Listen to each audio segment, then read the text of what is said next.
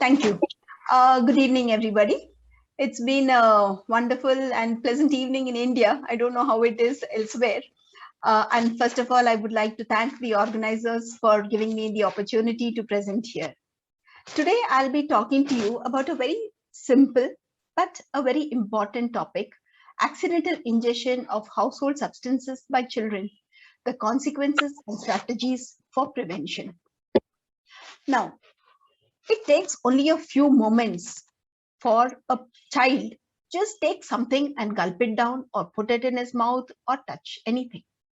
Even one single moment of distraction by a child is all that is required. Now, how energetic could a mother be? In your late 20s or 30s and sometimes even 40s, can a mother match the energy of a child? Well, that's something we really have to cope up and keep ourselves fit.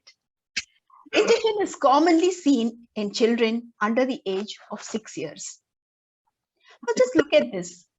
A mother is just momentarily looking at her mobile, and there is the boy who's just waiting to do something that he would like to do and probably may harm himself. It has been noticed that minor household distractions, like the telephone ringing, the doorbell, or you just go for a moment to check something cooking on the stove, and that is the moment that is all that is required for the little kid to harm himself. Now I would like to discuss the topic under three aspects. First, let us discuss some common household substances that are commonly affected for the children, and what are the consequences, how would you just generally manage a few of them, and the strategies that we would take for preventing it. Now let us look at the common household substances. What are they? We keep them all the time at home and we store them everywhere. Cleaning substances, our medications, cosmetics, personal care products, foreign bodies like batteries and all those, and a few plants that are beautifying our homes inside. Deepa, is there a disturbance from my side or is it elsewhere? No, ma'am, we do not have a disturbance from your side. Okay, thank you so We'll much. just try muting all the delegates, so there'll be no background noise. Okay, thank you, Deepa. Okay, so, and it has also been noticed that majority of these accidental ingestions, that is more than 90%, occur in the home. Now, what are these cleaning substances? Just look at the long list. The toilet cleaners, the grout cleaners, perfuming agents in the bathrooms, the kitchen floor sink cleaners, dishwashing liquids. We all have them in our homes, and as doctors, I'm sure we do understand that we use them a little more probably to maintain our hygiene. And we also advise that children, being children, they would be toddlers particularly, would like to have a safe floors area when they crawl around the place. So this makes it more important that cleaning substances need to be stored safely. What are the hydrocarbons? Kerosene, turpentine, paint thinners. In India, in my experience, kerosene has been the culprit a large majority of the times, being stored in colorful pet bottles or being so attractive. It is a common ingestion by the child, and this we have noticed particularly in the dry summer months, or when the thirsty child who doesn't have an approach to water would just go and looking at this clear liquid, he would open it and put it in his mouth. Turpentine, paint thinners, these are common things that are used, and more so in people pursuing this profession. Wow, cosmetics.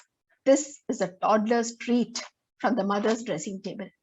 He can lick, he can bite, he can drink, he can chew. Just look at the contents, the astringents, the perfumes, the lipsticks, and so on. One moment, and I would not vary very much, because I find that the girl babies and girl children are more attracted to the cosmetics than the boys, I suppose, because I found my daughter all the time near the dressing table. Now, what about the medicines? The common medicines that are kept, the medicines for fever, for common cold, they are stored particularly when the small children at home.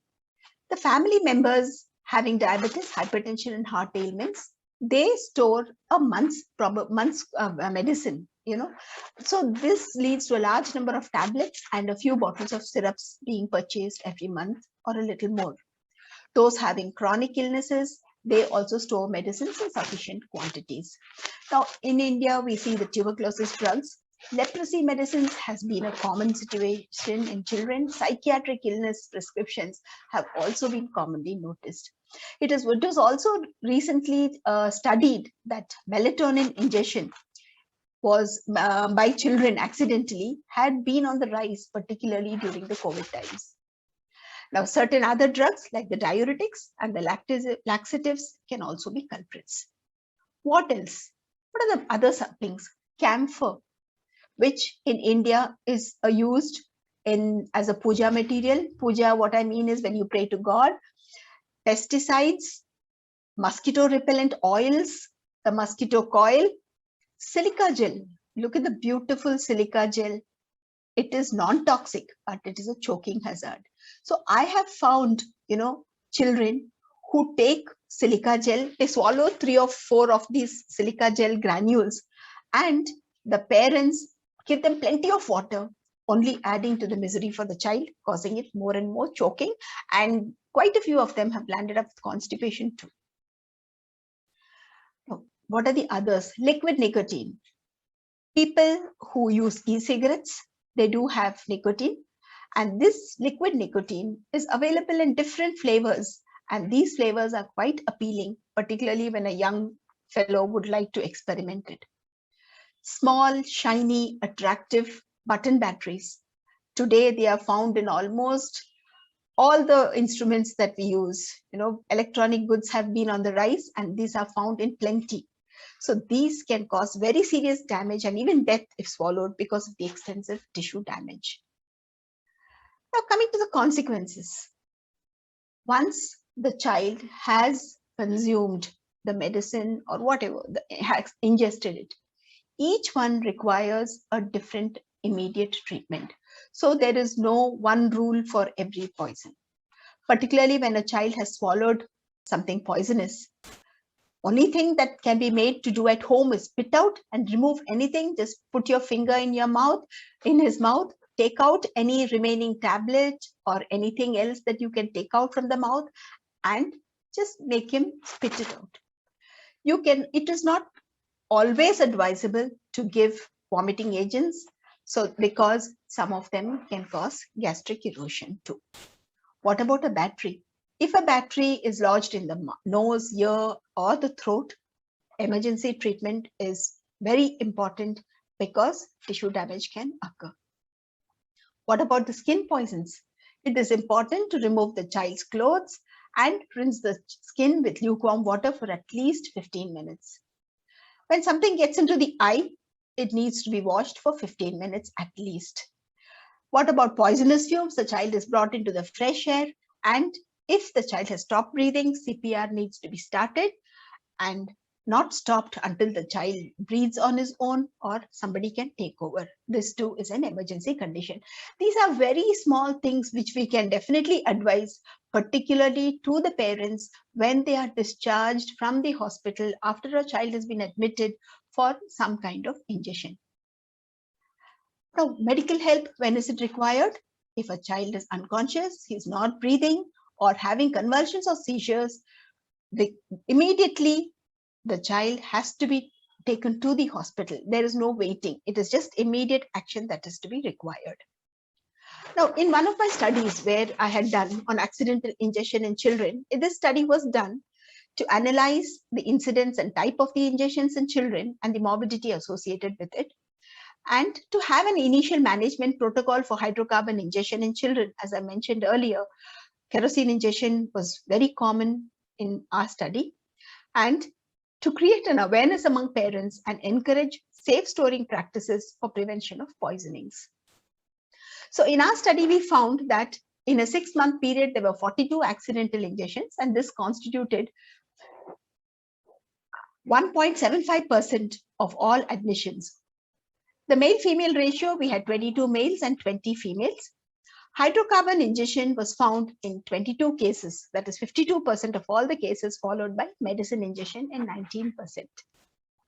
I would not go into great details of my study, but just to mention the medical problems that we had seen, chemical pneumonia was very common, pain abdomen, oral burns, erosive gastritis, gastrointestinal bleed, seizures, altered sensorium, fever, and hemolysis.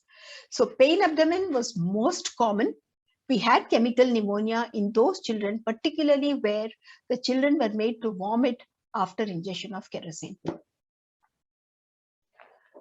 Now, among the 42 cases, 2 cases required ventilatory support, PICU care with non-ventilatory support for three of them. Routine management was done in 28 cases. Our average hospital stay was 2.2 days, which varied from 1.2 to 15.5 days, and there were no deaths. Now, this was what the child faced as per the medical consequences. What about the financial consequences of an accidental ingestion? A moment's distraction by the caretaker led to a huge financial loss of the family. More than 80% of the cases belong to the lower socioeconomic strata. They didn't have a particular insurance coverage. They had to pay from their pockets. And obviously, this leads to erosion of the already dwindling finance of the family. The social impact, the family would get into the blame game. There would be parental conflicts. It was you who didn't look after, and so on and so forth. The mother, particularly the mother, would go out with a guilt. The parental guilt was very important, which we had to deal with later on. And during the time of hospitalization, there was a loss of earning of the family member. And this obviously was a problem for the family. Now, this being the problem, how can you prevent it? We all know prevention is better than cure. So what all can we do? Just simple counseling can lead to a prevention of this problem in many children. So it was found that by the American Academy of Pediatrics, in one of the studies, they said that approximately 3 million people, many under the age of 5, they swallow or have contact with a poisonous substance. So therefore, they offered plenty of tips to prevent and treat exposures to poisons.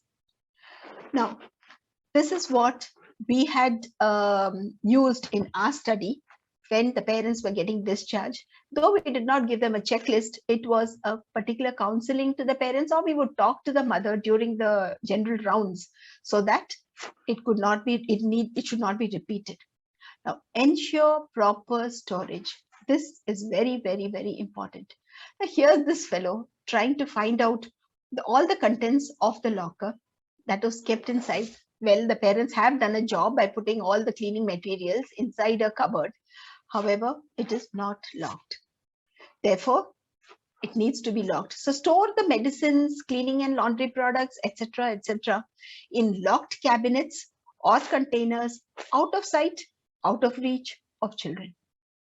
And it is best to use the traditional liquid or powdered laundry agents rather than detergent packets, because they can be strewn around all over the place, particularly when there are children who are less than 6 years old.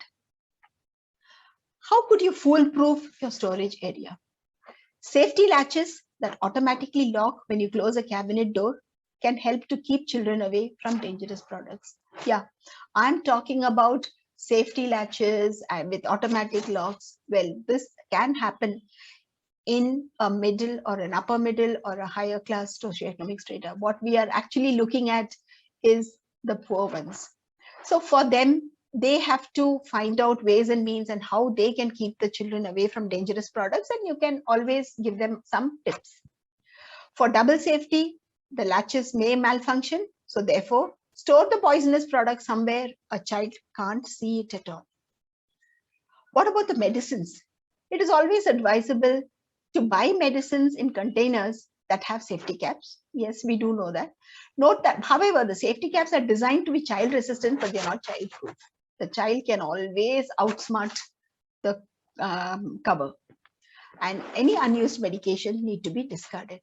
And most of the parents, in order to lure their children to consume the medicine, they say, they call it a candy, or they call it something, an appealing name.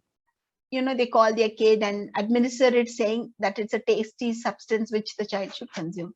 This is something that has to be avoided. This practice has to be stopped. Now, accidental overdoses. So it's important to tell the parents that each time the child is administered medicine, please check the bottle, because contents per 5 ml of liquid medicines, they have to know.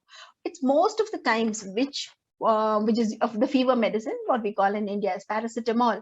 Most of the parents really do not know how much 5 ml of a paracetamol would contain, because paracetamol comes under different constitutions. Some have 125, some have 250, and there are other pharma companies that produce higher strength of paracetamols. So therefore, they have to know that what is the medicine they are giving and what is the content per 5 ml, and to ensure the proper dosage.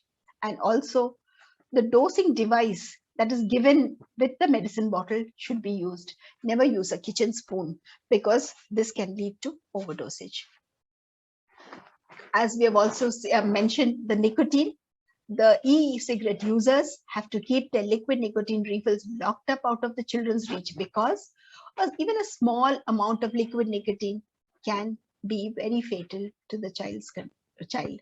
So therefore, this should be kept very carefully, and it should not be spilt. The child should not be able to reach it at all. Container confusion. Now, this, we have seen that most of the people, they try to store something in some other bottle. So therefore, the confusion arises. Though I have removed the label, I've covered the label. So the kerosene has been kept in a nice PET bottle, the blue color, and the child has often seen people drinking out of it. So what would he do? When it is left alone in a corner, it's obvious he opens it, tries to put it in his mouth, or drops it all over himself, and leading to accidental ingestion. So therefore, if the products are inappropriately stored in drinking glasses or unlabeled containers, and particularly if they are attractive and pleasant smelling, this problem can occur. This is the kerosene lamp, which in India is called debris, which is used in several homes, particularly where there are frequent power cuts, where children have to do their homework and studying. So the left side, the photograph, is the original one, which is a steel container. It has a screw in which the wick can be moved up and down. So various modifications of this are being done. It can be just put in a bottle, kerosene is put into it, and a wick is burning. This gives light, yes, and once it's blown out, and after children go to sleep, if the bottle is left alone, it's a very easy target for the child to come and consume it. And also, we have seen in our hospital that this is the cause of pediatric burns too. Several children, it's left burning at night, and it can catch, the bedclothes can catch fire. Now, here are the button batteries. Today, there are so many electronic items, as I've shown in this figure, and all of them use button batteries. So therefore, these items, which can be kept away from the child, should be really stored away. Also, many of the children, their remote cars or their dolls also have the battery compartments. So therefore, it's important to check the item for loose fitting battery compartments, and they should be taped shut. All extra batteries should be kept out of the child's reach. Beautiful plants. We beautify our house. We have certain plants inside our house, some in our garden. So it's important to know what are the plants that are in your home and how dangerous it can be if they are swallowed or bitten. So therefore, those poisonous ones, it's better to be removing all of those, particularly when you have small children and pets at home. The friendly phone.